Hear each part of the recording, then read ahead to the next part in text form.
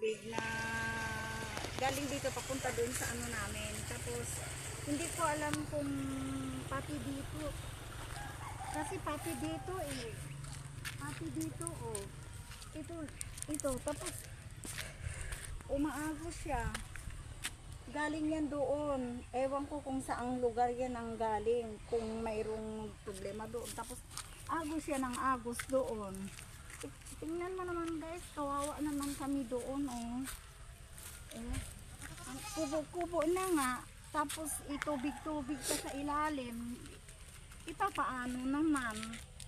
Tapos yung dito sa ano namin, hindi man nawala ng tubig kasi buhat. Pero noon tumigil siya. Ewan ko kung parang pinapalan nila yata doon. Tapos ngayon dito, nung umulan nung isang araw, mas lalong lumakas na ano na naman yata yung ano nila. Ayun oh. Yan oh. Sana bigyan naman ninyo ng pansin. Sana mabigyan pansin yung ano namin. Dahil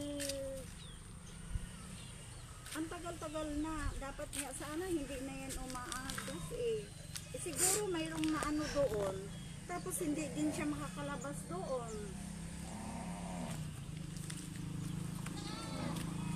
Nandito na sa amin lahat. Nandito na. Mga tain ng lahat. Mga basura.